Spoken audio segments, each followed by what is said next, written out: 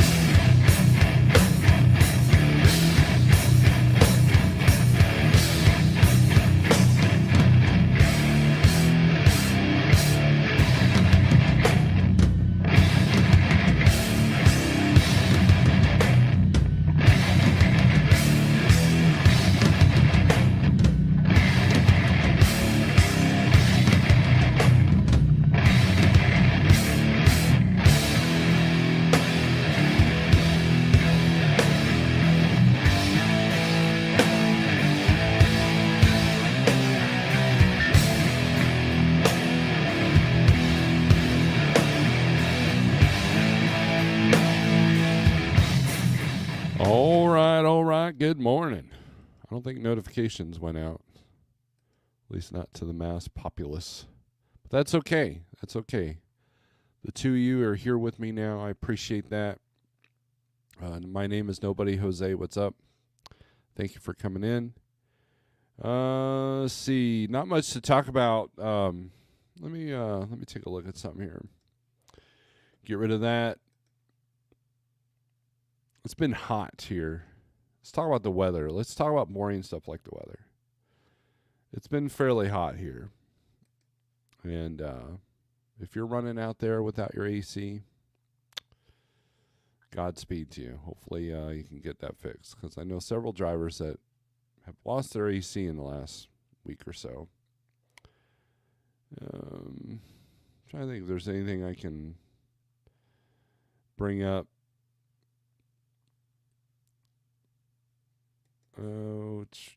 Let's see. Freight Waves Daily. I haven't subscribed to this.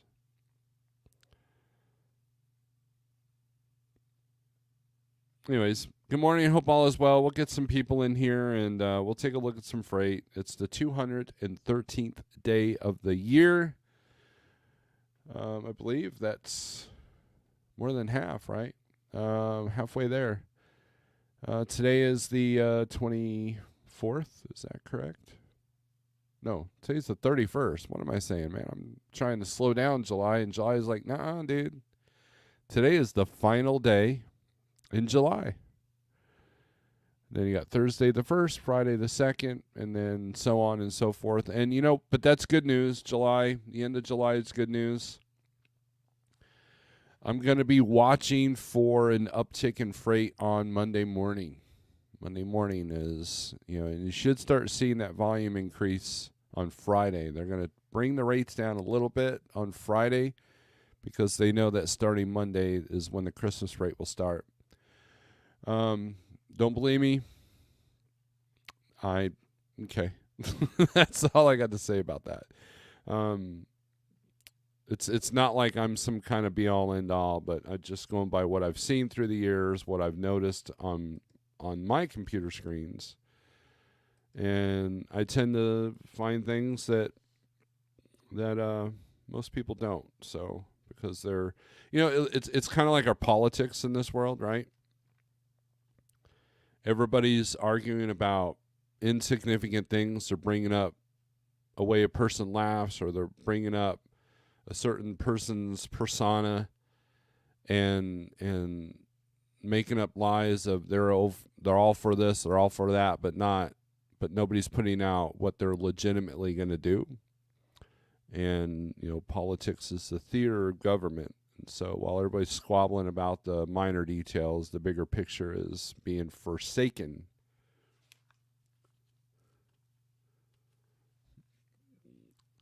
And that's what I do. Everybody's arguing about broker transparency or driver shortages, and I'm like, you know what? There's a bigger game at play here that you have to pay attention to. So the less you can be manipulated, the better. So,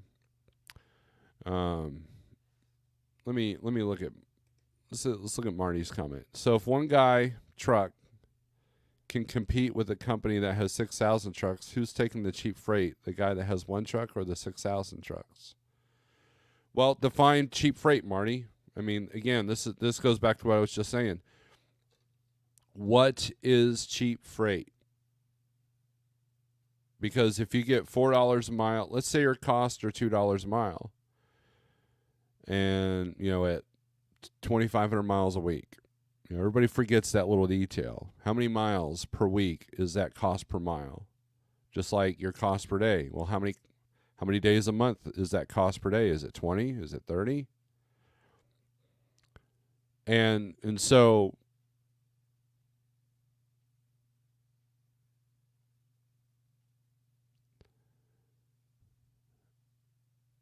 cheap freight is all about perspective. If you're a person whose costs per mile are $1 a mile, you're probably not doing the correct math. But let's say that you have that advantage. Well, then what's cheap to you is not going to be cheap to, there's going to be a different number for somebody else. Would a heavy haul guy do a load for $5 a mile? Probably not. But a van will definitely do a load for $5 a mile for 1,000 miles, right? It's all about perception. So when you have 6,000 trucks, like a big company does, they're looking at the entire big picture. If they have 80% of their trucks running at a 30% margin, and then 20% of their trucks are running on the line, or maybe 5% in the red, it offsets what the other trucks are making. So yes, the bigger company has the advantage, but not because they can take cheap freight, quote unquote. It's because they're utilizing their entire picture. I had a broker email me yesterday about a dedicated lane. It was a project, and that's how some of these dedications are. And it required 2 trailers to make it profitable, because it was a drop trailer on one end. So, theoretically, in a perfect world, you would drop a trailer, get it loaded, and then you'd show up with an empty trailer, drop it, deliver the load, and then come back to, rinse and repeat pretty much. It was round trip. It was okay money for each day. Now, the rate per mile would have sucked because of all the empty miles. But you know what? The rate per day, because it was only like 300 miles, the rate per day was actually pretty decent. But you needed 2 pieces of equipment. You needed 2 trailers. And, and that's the advantage of a 6,000 truck company, is they probably have drop trailers. They probably have excess equipment, and they have the amount of drivers that will cover that. So while one driver can do this load, the other driver's dropping the trailer and doing the next load, that kind of thing. So it's all about perspective. It's all about what's the bigger picture. If you do a load for a 40% profit down to Florida, and then you're right at your cost coming out, you still made profit, even though you just probably ran out of Florida for $1.20 a mile. So what is cheap freight, Marty? And that's the thing that the bigger companies have the advantage of. You know, I believe it was an interview that J.B. Hunt said all they need to do is make a penny profit per mile per truck, and they're golden. Right? I mean, that's how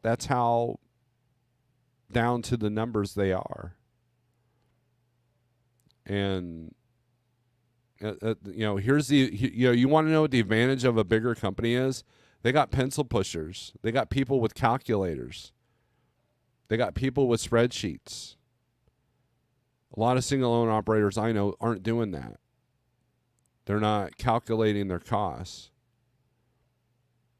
You know, I hear all the time people saying, "Hey, man, I can't afford a load board." And I'm like, okay, well, what's your cost per day? Well, I don't know. I just know that that's too expensive. Okay, what's your profit target? I don't. I mean, I don't. You know, and it's just it goes on and on. And look, that's human nature, right? So my wife and I were watching Restaurant Impossible, and every single episode, it's almost like rinse repeat. It's almost too repetitive.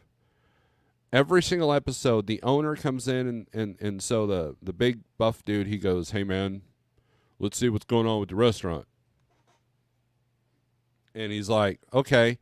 And then the person goes, "Yeah, I know I'm hard to work for. I know that I'm mean to my wife while she's working for me. That's why our relationship is struggling. Yeah, I know that, you know, I'm not tracking my numbers. I know that I'm at a loss. I know that I haven't paid my taxes for the last 3 years." Every single episode is some scenario like that. Like, people know when they're screwing up, and that's the whole point of this title, is you know what to do. And if you don't, follow the people that have a clue. And they may not necessarily be on YouTube. All I can tell you is what I have figured out and what doesn't work. What does work is a good work ethic, a love or passion for what you do, and the ability to see above all the squabbling, the ability to see above to be able to see the bigger picture. And once you can evaluate the situation, like, you know, let's say that you're in flatbed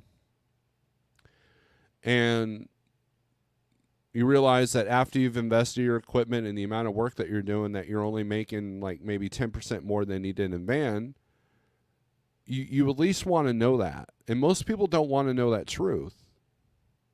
People don't want to face the music. And so I try to, I mean, that's why I'm not the most popular YouTuber. That's why I'm not the most, exciting guy, because I'm too truthful. If someone says, "Hey, man, is it worth it to do this the way I'm doing it?" I'm like, "No. Here's what I would do. In your situation, this is what needs to happen." And I'm not some expert. I just know the many times, the many ways that people have come out of this business.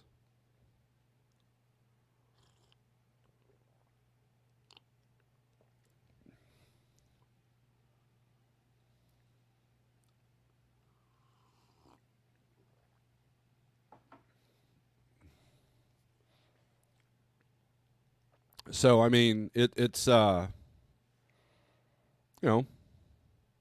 Marty says, so the 6,000 truck company really competing against the one truck? Yeah, we're all in competition. That's the thing, man. Look, if you don't, here's the deal. Let's take a company like Prime. Trucker Kiersey's in here. Okay. Good morning, Kiersey. And I'll get to the other comments here in a minute. Let's take Prime, for example. Prime has their cost calculated to the penny. They're the ones that have invested in the equipment. Granted, the lease operator's making the truck payments and paying for the fuel and paying for the insurance, but they also have, Prime also has their, facilities. They have the trailers. But they know, so if you get on a low board and you're looking at flatbed or reefer freight, guess what? Prime has a brokerage. They're able to go into those customers and say, hey, man, whatever our trucks can't do, we can broker out. And who's the person that's grabbing that? The single sole operator, that maybe has a prime broker. I used a prime broker for quite a bit when I was dispatching a reefer. And it was good. It was steady. Was it the best rate? No, but it wasn't the worst rate. He was reasonable, and he worked with me because I was reasonable. But yeah, that's definitely who you're. A prime example, 6-pack. That's funny. Anybody with the truck, you're competing against. But see, Prime has what, 9,400 trucks? Do you think they're fighting for scraps in the spot market? No. No, they're working for big contracts. They're a part of the spot market.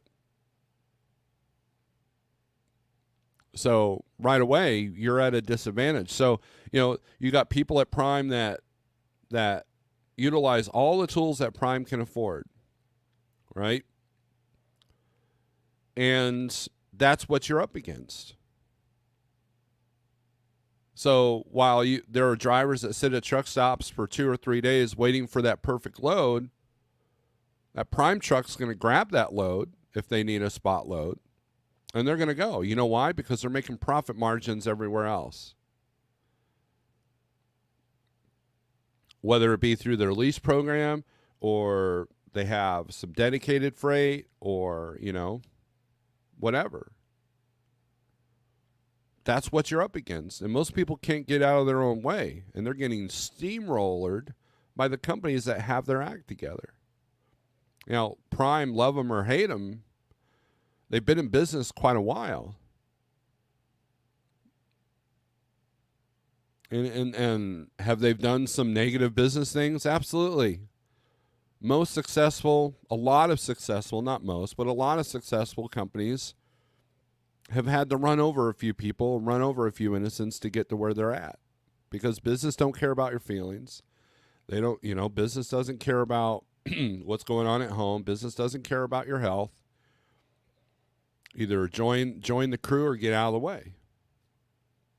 So if you're a single, look, but here's the hope, right? So here's the hope. I'm not just going to be all doom and gloom here. So what advantage, Marty, does a single owner operator have over a big company like Prime?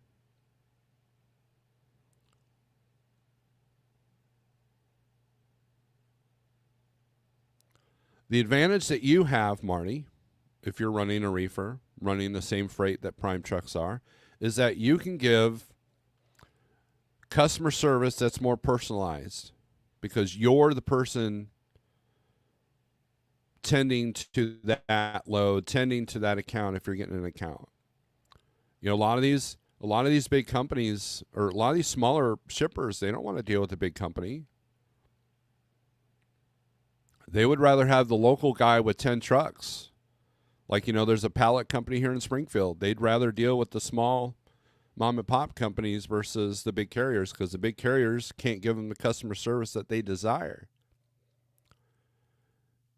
The other thing that you could do is you could do more specialized. You could do the stuff that maybe Prime would have trouble having their company drivers do, such as multi-stop. Personalized service. You can give personalized service. That's the advantage that you have as a small 1 truck or 10 truck operation. You can pay attention to detail. That's the advantage. So there are advantages to being a single operator. Trucker Cursey says the insurance is also a big issue, though. Sounds like premium has gone up a lot recently. True. Yes, they have.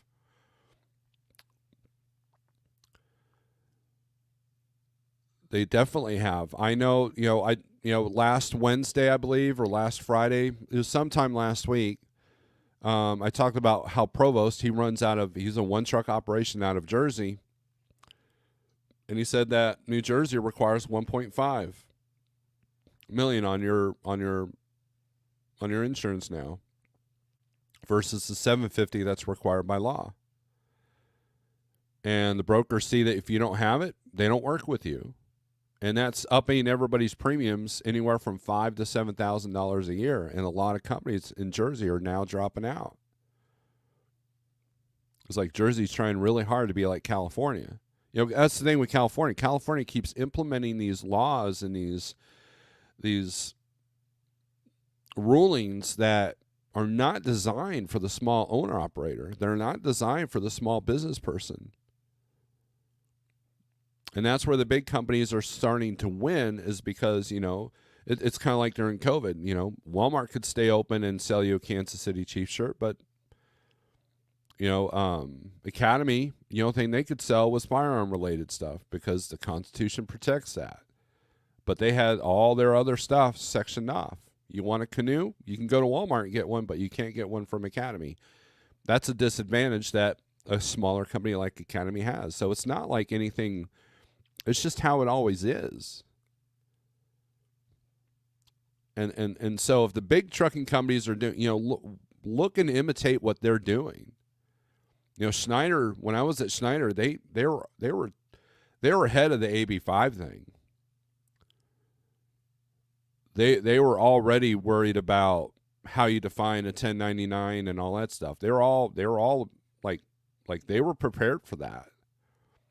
And so when you have big companies that have lobbyists in Washington, guess what? They have an advantage over you, the small single owner operator. So it's a good idea for you as a small single owner operator to pay attention to these things and look where the opportunity can be.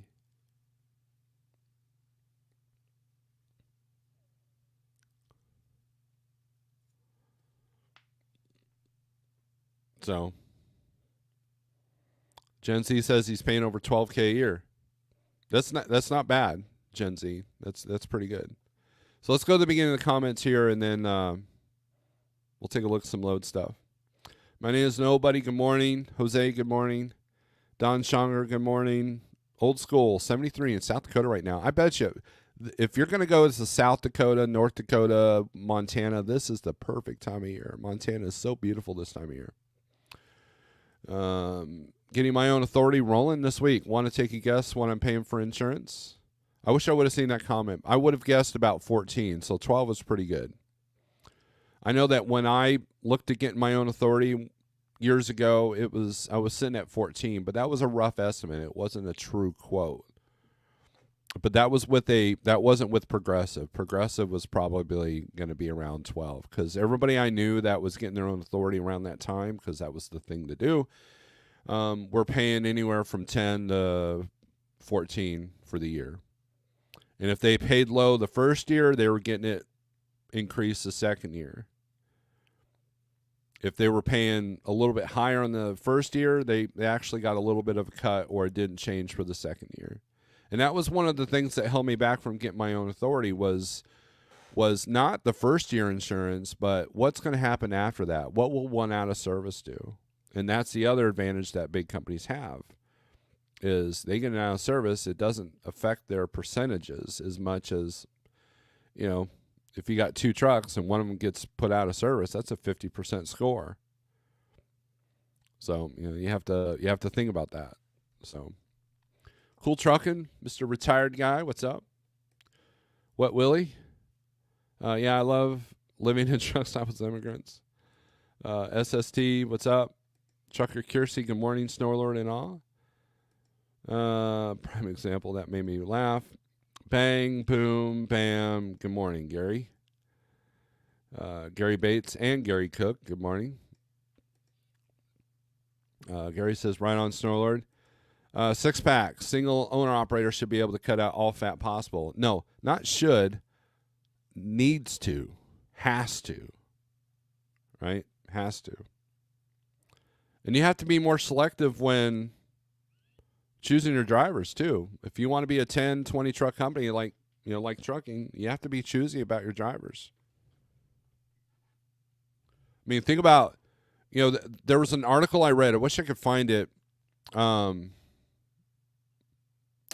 which company was it? I want to say it was Knight Swift, maybe.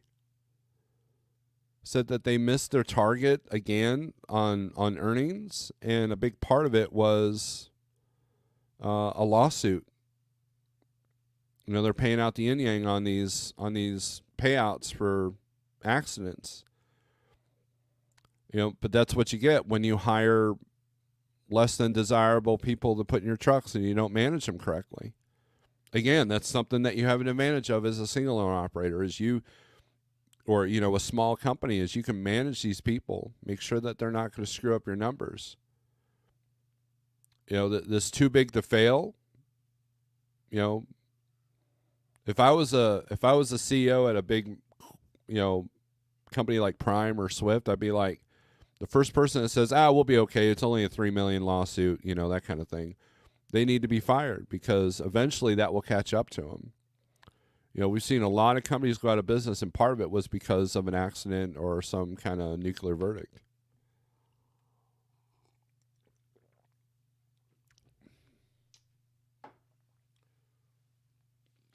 By the way, this is what I'm drinking. Yeah.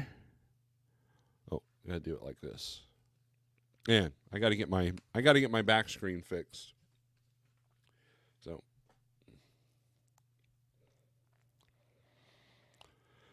I'm paying just over $12,000 a year. Be careful your second year, man. Your second year is when they could get you, and don't grow too fast. Marty, I'd like to see in 5 years from now what kind of tipping point the trucking industry is in. Tipping point, which, like, describe tipping point.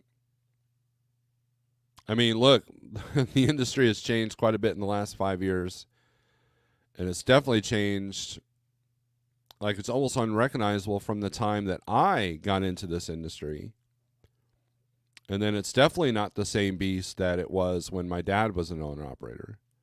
So how come none of the big companies are pushing for broker transparency? Because they're not relying on brokers for all their freight. They are the brokers.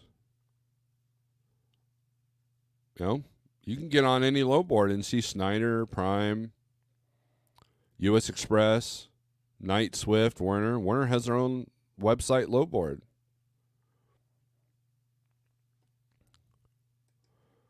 What if I can find that?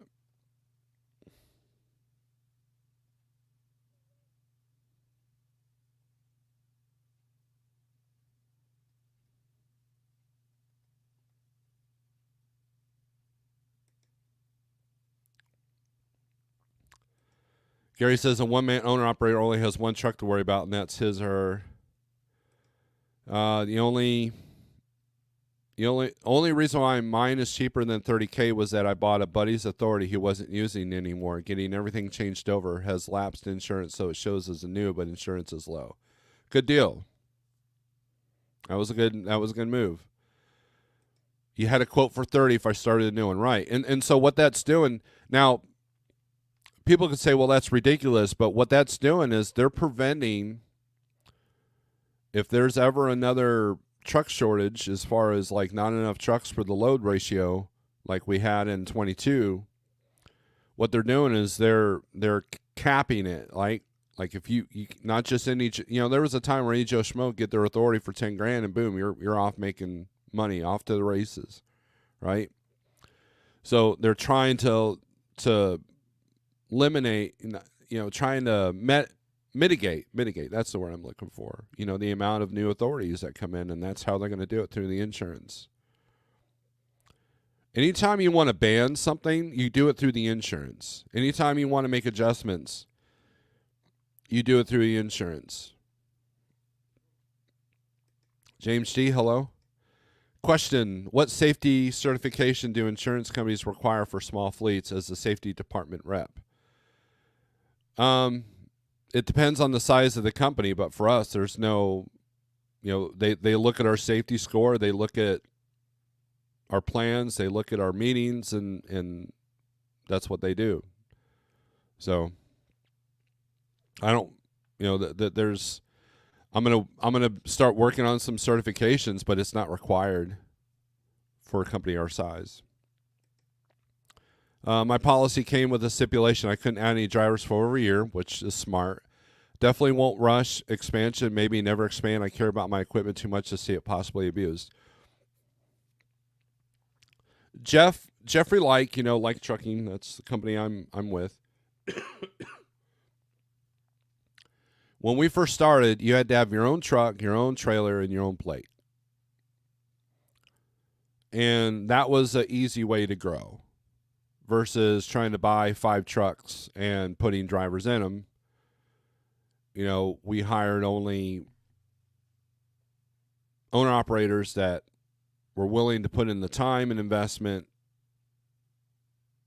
and that was it. Now we supply plates. Now we supply trailers, right? And now Jeff's starting to supply trucks, but he's willing to take that risk now because he's found a good deal in these trucks. But we're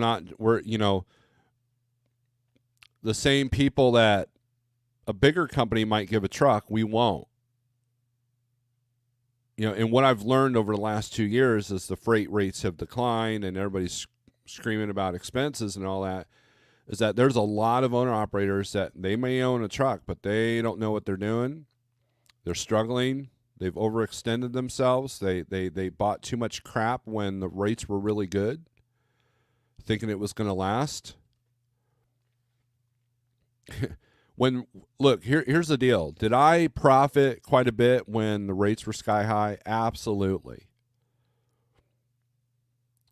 But I knew not to invest any more money in anything because I knew that was going to come crashing down, because I've seen it before and I knew it was going to come down extremely hard. And these people that were out there paying $100,000 for a $400,000, $500,000 mile truck, it's like, no, absolutely not.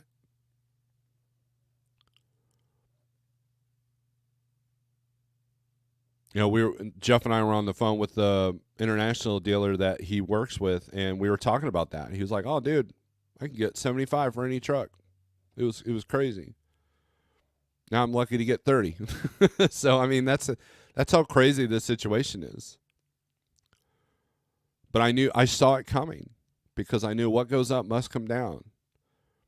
But the hope in that, guess what? There's hope. The hope is that eventually it's got to go back up. Eventually, look, trucking is this. It's a scale. It's back and forth, back and forth, back and forth. Right? I wonder if work visas will lessen with a change of leadership. I don't know. All I know is that we've got some volatility heading our way. And the uncertainty in and of itself is going to keep people from making investments. So things are going to be kind of tight this year. DIY is lonely. We talked about that yesterday. You give me a call later. We'll talk. DIY sees the same things I do. We were talking about that yesterday. Oh boy, I'm late. Good morning, Steve. Replay for me. I was late too, so I've only been at this for 33 minutes, so I was about a half hour late. Chief Freight is going trucking today. We have 21. Getting ready to have 22. Actually, no, we're up to 23, I believe. DIY says he knows a thing or two about abused equipment, right? Do you get many... StreamYard's screwing up here. All right, there we go. Do you get many owner-operators that show up, stink up safety score, then leave, or is it all the vetting process? Yeah, we've had a couple of rough people. Everything looks good. But look, here's the thing, man. We have outward-facing cameras. I can see how people drive. Samsara alerts me on everything I need to be concerned about. Jeff sees the revenue, and usually there's a theme, right? There's a theme, and so we've had to tighten up our standards a little bit because we have gotten burned by a couple of people. But I've had to fire a couple of people, quite a few actually, because it just wasn't working.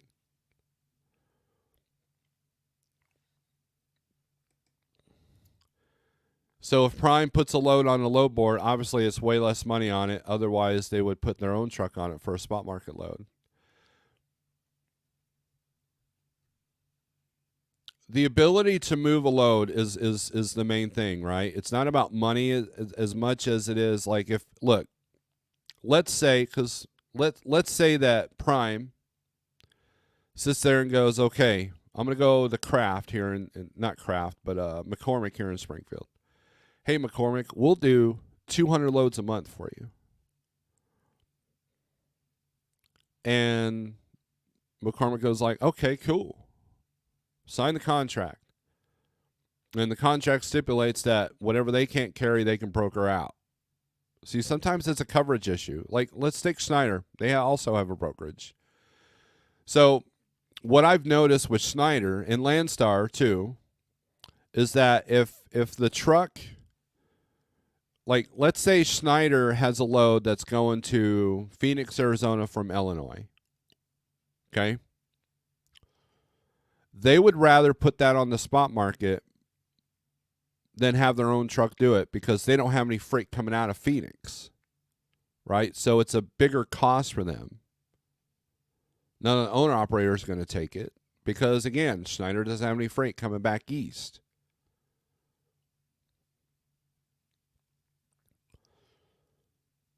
The company I used to work for, Kirsty probably knows about this company, Transland.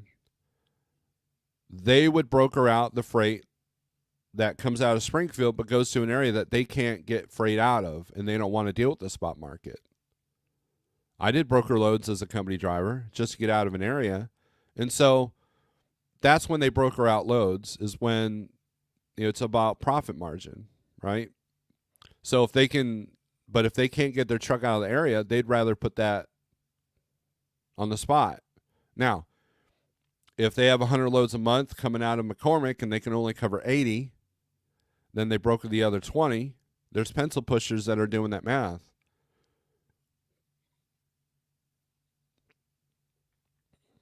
And they have the leverage because they can sit there and go, well, we can guarantee we can do these 100 loads a month. You know why? Because whatever our trucks can't carry, we can put on the spot. Now, if you're a predominantly lease or owner-op company, you got to get a good rate for them, or else they won't want to do it.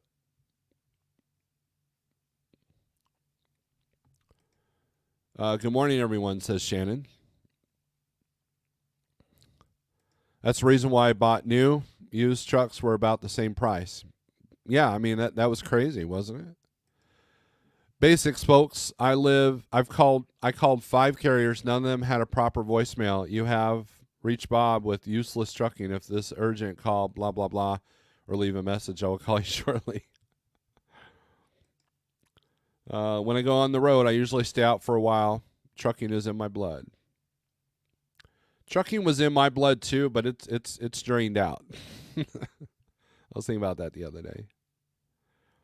American Warrior, you will never see COVID rates again. I agree with that. Because, look, all these implementations with the websites and the AI pricing and the shippers got reamed, they are doing everything in their power to make sure that there's never a huge spike like that ever again.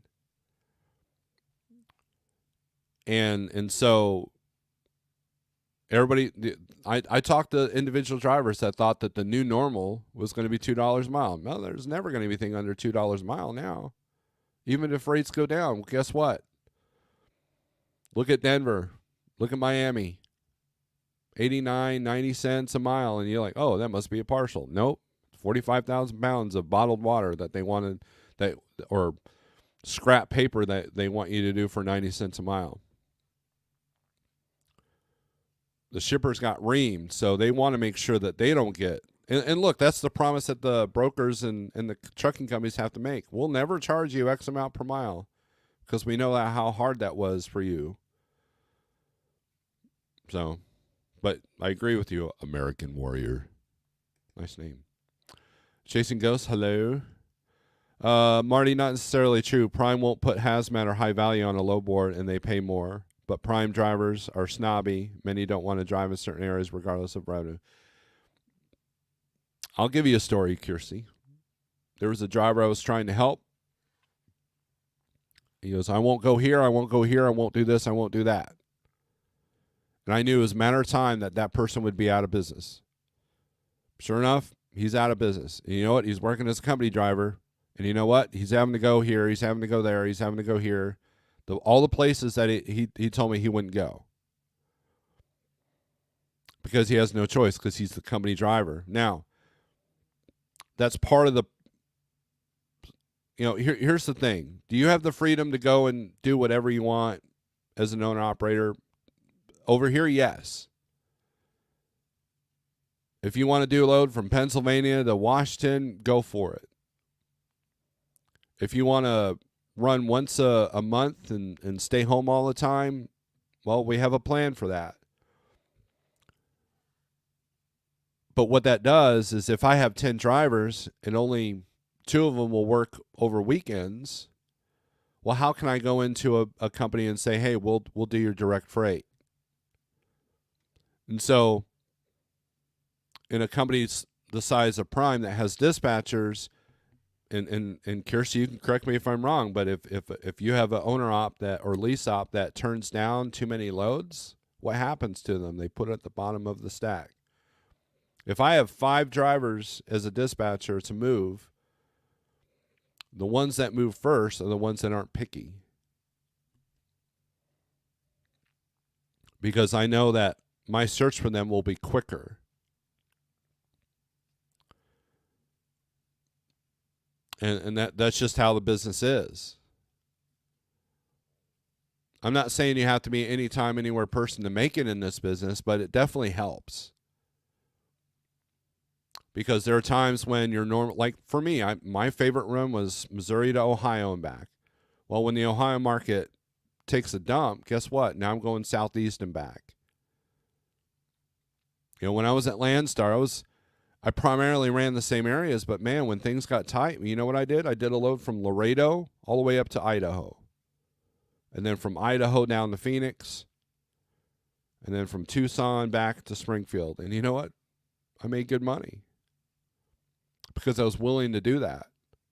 And I've offered big paying loads to drivers that they have turned down because it went northeast.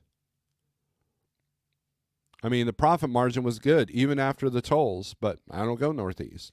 Okay. And I end up losing that honey spot that I had because I couldn't get enough drivers to commit to it. So that's the biggest challenge of having independent contractors. But like in Prime's situation, they have enough company drivers to cover that stuff, but then they also got the brokerage to cover that if no one else wants to do it. So, and that's the thing. So I don't want to go to New York City. All right. I'm not sending anybody in New York City. Okay. But the person that lives in that area that could take advantage, they know where to park, where to go, what to do, and they've got great driving skills and they got great patience with the traffic. Guess what? They're going to make more money than the person that refuses to go to New York City. Now, me as a driver, if I refuse to go to New York City, well, I just got to make my operation where it doesn't depend on that kind of money, right? So if I don't want to run as hard, I need to create my expenses and my lifestyle around the fact that I don't want to do 3,000 miles a week every week. That's why lease payments are weekly for big carriers like Prime or Snyder, because they don't want you to rest. They don't want you to, they want you to keep going because they have freight that they've got contracts for that needs to be moved. And if you want, you get the freedom to refuse a load so you can satisfy the government's 1099 thing. But guess what? You're going to get pushed at the bottom of the stack. Next thing you know, you can't make your truck payment because you're refusing too many loads. Well, it's just like that in the spot market. If I sit there for 3 days at a truck stop because I don't like anything that's going and I don't move the truck, then eventually my truck payment becomes due and I have to move. It's the same concept. It's just worded differently. Gen Z says, thank you for the voicemail tip. CDN, I did already get my own domain for email, my name at mycompany.com to get rid of Gmail. There you go. That's important. Very important. Professionalism is mandatory, right? Flatbed Trucker, good morning. Also, none of these 5 carriers picked up the phone professionally, hello or hi, but should be good afternoon, useless trucking. Rob speaking, basic business practices, please. You know what? Big announcement. I'm gonna start a trucking. I'm gonna call it useless trucking, so I can get CDN in my corner. Let's attempt to make trucking more professional. Well, it goes back to what I was saying earlier. The advantage that big companies have is they can be more professional than the single operator that has the social skills of a middle schooler. I've talked to some very professional sounding single owner operators, and I've talked to some people who are like,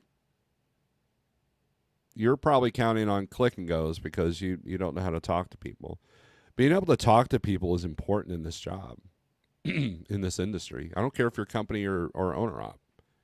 Being able to talk to people is vital. It's important. There was this shipper up in Illinois. And I checked in, and the guard shack chick, man, she was like, someone kicked her cat or something, man. She was like really rude to me as I came in. And I hadn't done anything wrong. It's not like I was going the wrong direction or, I parked in the wrong spot or anything. I was just like, good morning. I come in, and she's like, I'm like, oh, well, good morning. I hope you're doing okay. Are you okay? And she's like her head like, and she's like, I'm sorry, driver. I'm doing okay. I've just had a tough time. She's telling me about something that happened at home or whatever. I'm like, well, that's okay, man. I get it. I'm just here to pick up a load, and I'll be out of your hair, and I treat it with compassion, with kindness. I knew how to talk to this person. Guess what? Next driver came in, was super rude. She was super rude back. Guess who got a door? Me. And then sometimes there's nothing you can do. There's another shipper in DeKalb, Illinois. They ship tires. I think it's Goodyear. That person hates their life. When you check in, she checks your trailer. You need to get rid of the nails. Okay. And every driver that came into her booth, was an inconvenience to her book that she was reading. You got to be the better person. You got to be the more professional. I could have gone off. And sometimes I'm in a mood where I'm just like, where's the karambit? Let's go, But here's the thing. Being professional, and I talk to CDN about this all the time. Because everything that he says is basics. And there's a lot of people that say, well, that's unrealistic. So it's all about perception, right? That is because they're using their personal phone again. Good points and professionalism. CDN, when I post my truck, what details are most important, or do brokers even look at the comments much? Gary Cook, do companies make more money on do companies make more money on owner operator trucks versus a company truck? Example, Snyder. They make more money with the owner operator. And here's why. Let's say I have 10 trucks, and they're all company drivers. Okay? I'm the one who's paying, and I own these trucks. I'm the one who's making the truck payment. I'm the one who's paying the insurance. I'm the one who's paying for the fuel. And I did a video on this. Out of those 10 trucks, I decided, you know what? You guys all have to, who wants to be a lease operator? We super crunch some math, and and I can convince these guys that they're going to make a little bit more running the same freight, running the same truck as quote unquote lease operators. And now they're paying the truck payment. They're paying the insurance. They're paying for the fuel. They're paying for the maintenance of the trucks. they're paying for the tires. I might have to front them the cash, but essentially they're paying for that stuff. So it's not that the company trucks make more money or make less money than the owner-operator trucks. Is the owner-operator trucks, the lease-operator trucks, save money for the big company. Why do you think, Kirsty did a video, it was mentioned on Mother Trucker too, about how Prime wasn't doing company drivers for a minute. If you want to be a solo driver, you got to be a lease op. Because they don't want to take the expense of adding company trucks.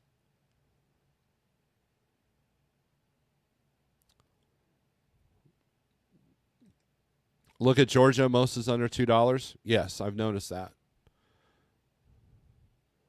Regardless of talking from a personal phone, 2 cans and a string, or seashell, business is business. Always being professional. Shippers expect us to be the industry professionals. Kirsty says truth. List any specific equipment. High cube with E-track, 30 straps, step deck, 8-foot ramps, max weight you can haul, minimum if space, add ready time. The one thing I've learned since I've been in a lease purchase was never be afraid to ask for help. That's how we become successful. Yes, that's the number one thing. New York City is fun. I've been in New York City as a passenger in a semi truck. That was back in the 80s when you open the door wrong, you get shot at.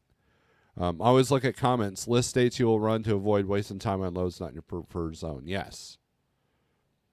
If you don't want to go to New York City, you don't want put in, I don't know. There's a balance, right? You don't want to sit there and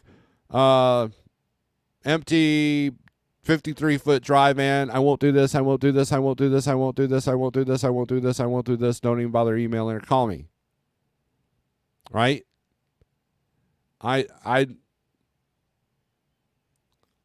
Broker's going to look right over that. Okay, obviously this person has, he's not going to do anything.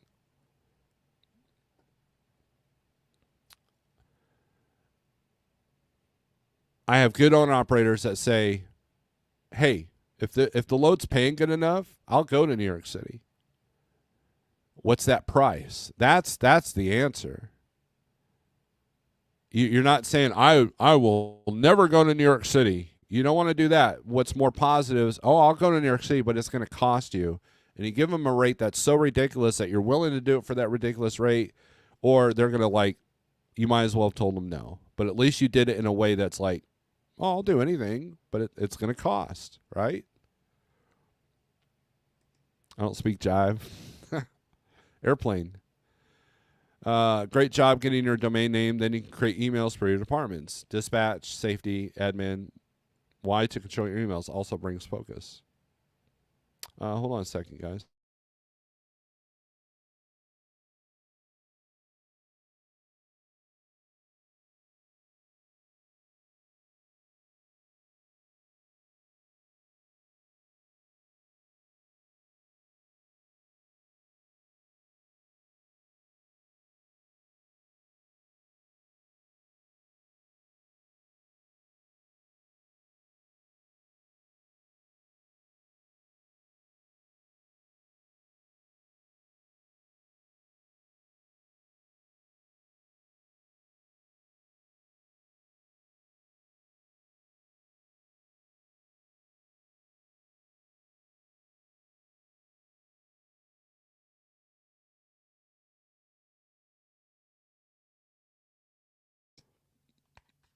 Sorry about that. Business first, right? All right.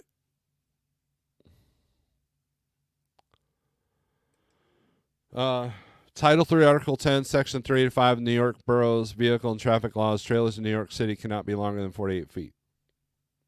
Well, good reading. Good reading. When's Prime hitting the 3-bunk trucks? In the late 90s, I remember when New York City tolls were $20. Wow. That was a long time ago. Indiana just raised their tolls on the turnpike. I'm not a broker, but if I was looking at posted trucks and seeing I won't do this or this or this and just going to look past that posting, right? Homeland, good morning. See, that's the key. I go to New York City for $6 a mile and no less than 500 miles on the load. You're going to pay me. There you go. See? Is it going to suck? Yeah, but you just think of the money. Look,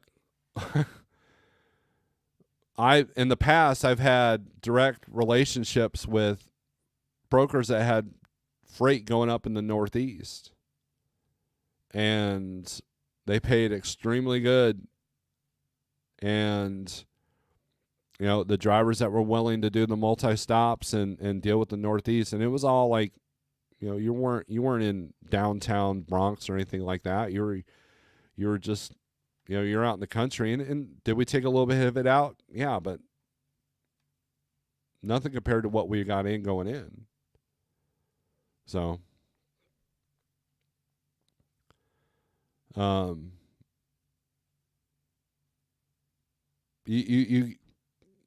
it's about wording, right? At that rate, $6 a mile and no less than 500 miles on the load.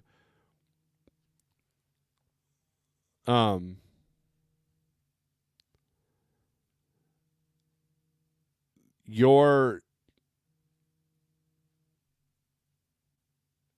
probably never going to get that, right? Unless it's something super urgent, right? Because someone's going to probably do it cheaper. Someone that lives in the area is like, oh, that ain't too bad. I'll do that. That kind of thing. Quick Hit says, always trucking. DIY. I go to New York City for a bag of candy and $5. Hey, see, there you go. DIY would take that load from you there, American Warrior. Money always talks, man. It's that simple, right? All right. Now I've got this vision of a candy van in New York City. All right, so let's share the screen here. Let's go over some hot market maps, shall we? And then we'll session paused. All right, load availability. Let's take a look at Georgia per cheap freight haulers comment. Colorado's yellow in van. That's interesting. Huh. Let's take a look at Georgia first. Look at the Southeast taking dump. Wow, look at that. All right, so let's sort this by highest rate per mile. $5.45 a mile. What are you talking about, cheap freight hauler? It's only $600. A lot of 600s, 700s for a daily rate. I don't know. Here's Morrow, Georgia. Okay, anything higher is going to go deeper into Florida.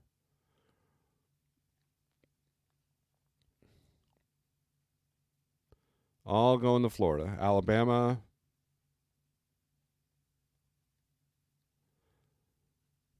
Yeah. Now this one wouldn't be too bad. Dalton to Jacksonville for $1,300. Let's take a look at that one. That picks up today. 2 extra stops. That's why it's a little bit better than everything else. So it depends on how long these stops take. But you're not deep into Florida. You can pick up some out of Savannah and go.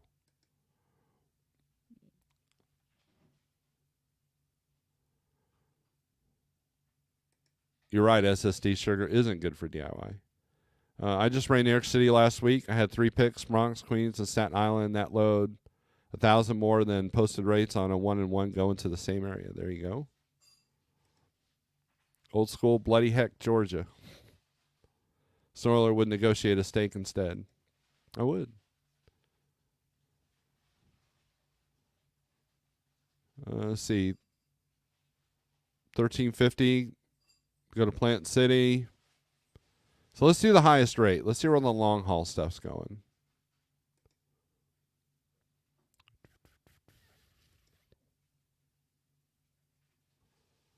$4,400. Go to Washington. No, thank you. If you need to get to Washington, 2-step it. $1.34 to California. Of course, that's been like that for a while. $1.84 to go to Colorado. No. $2.51 to go to Seabrook, New Hampshire. So this is what I'm talking about. So like let's say like I'm deadheading out of Georgia because I can't find a good load that pays well. No, here's a load that pays well. 71% above my cost per day. You just don't want to go Northeast. Now, there are costs associated with the Northeast. Let's see. Toll cost, $251. You got to make sure that you negotiate that in the rate. That's what's great about these tools. These tools give you an overview of whether the load's profitable or not. And then you got to keep track of the load you just did to make sure that it's all profitable. Sometimes you're red, sometimes you're black, right?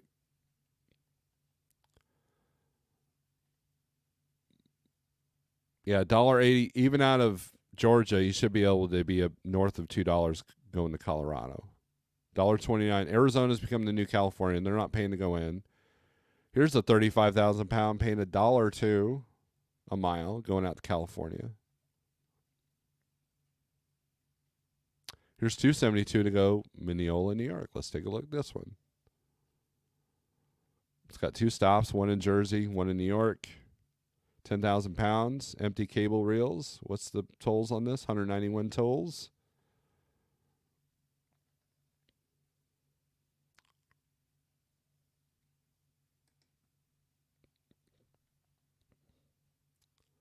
That New Hampshire wouldn't be bad, all 95. See, there you go. Negotiate the tolls in the rate, and you're good to go. You know, that was one of the advantages when I went from Landstar to Schneider, is at that time, Schneider paid your tolls except for Ohio and Indiana. You know, so if you want to run Pennsylvania, man, that's like adding an extra $200 to the load. You know, that was $200 that wasn't coming out of your pocket. Of course, Schneider was like, maybe we need to change that. And they did. Now they don't pay tolls.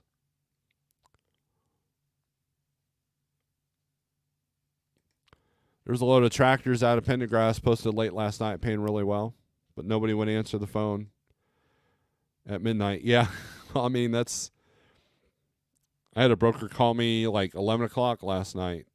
I answered. He's like, yeah, I'm sorry to bother you.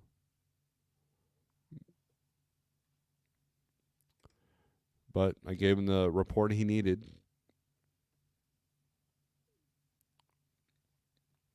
I will admit, CDN, that I did not answer the phone professionally at 11 o'clock last night.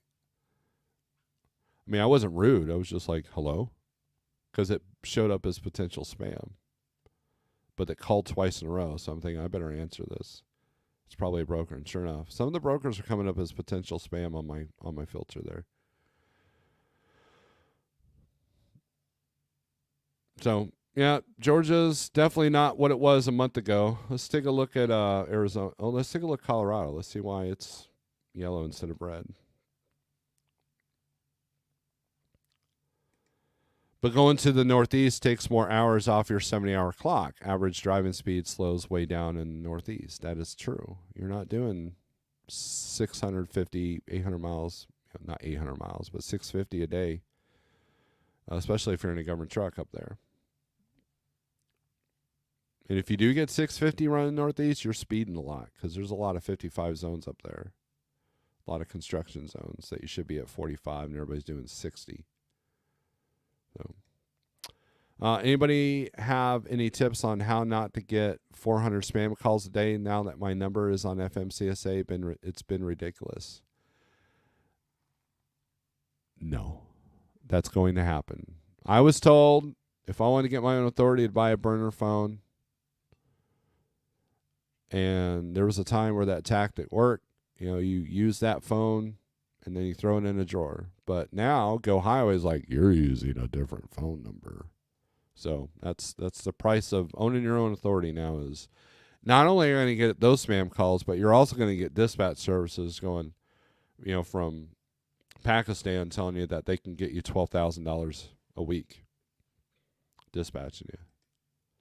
Meanwhile, they're stealing all your information. I rarely stay out over the weekend, but thinking I might stay out a couple of weeks this time because Georgia rates are rough.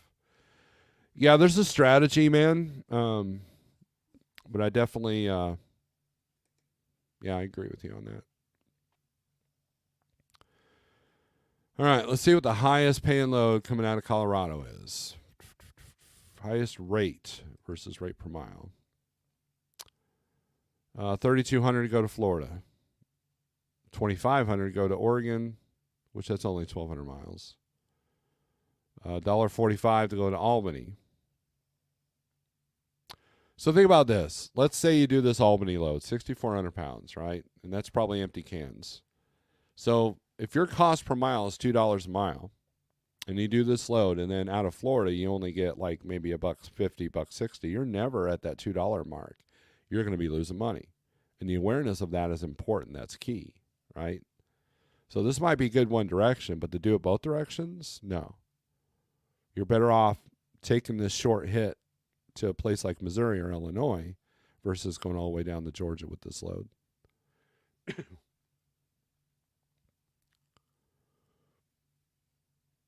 So Venture, and here's something I can recognize. So Venture Connect obviously has the empty can loads coming out of the Golden. So if I get a truck up in Denver and we need to do light and cheap, then I would give Venture Connect a call and say, hey, man, do you have a list? Because I'm going to have a truck out there. Empty cans. See? How do I know that? How did I know that? Because I stare at these load boards all day. Empty can loads are easy breezy. Got to have a plate trailer, though. I never did them because I didn't have, still don't have a plate trailer.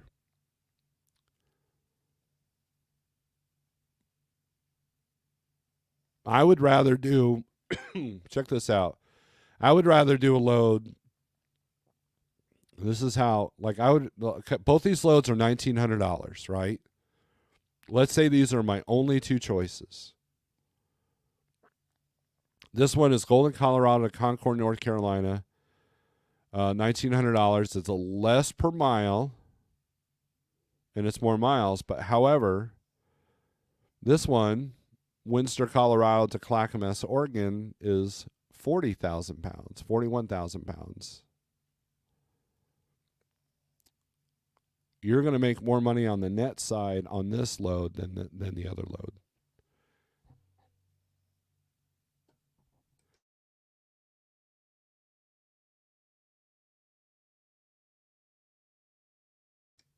Sorry about that.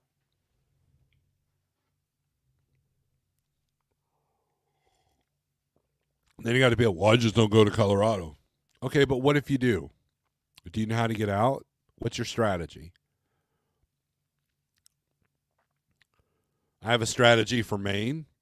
I have a strategy for Washington. I have a strategy for Colorado. I have a strategy for Florida and Georgia. I have a strategy for Texas. Now, my Texas strategy is probably outdated because I haven't sent a truck in there forever. And when we did, I used my strategy, and you know what? It worked. Go to Dallas, grab a shorty at the Missouri, rinse, repeat.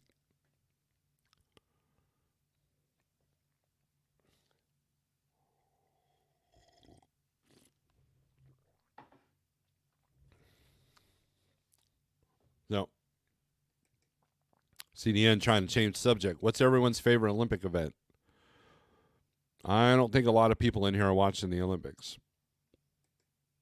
Gen Z, there's an app that will block calls, but with it, you may miss some important calls. I've had calls from major brokerages show spam. Yeah, that happens to me all the time.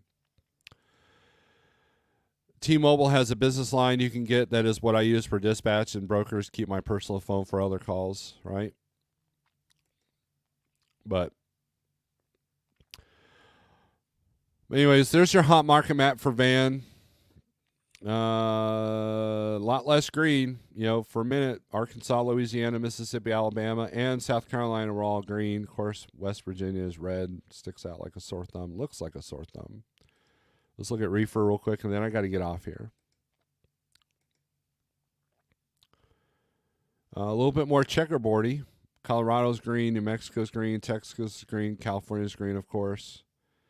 These states are lighting up a little bit for produce.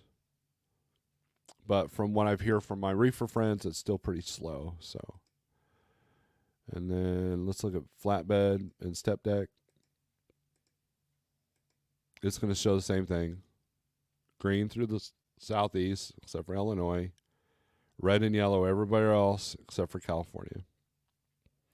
There is a decline in flatbed freight coming, and I anticipated that with the oncoming storm of political volatility.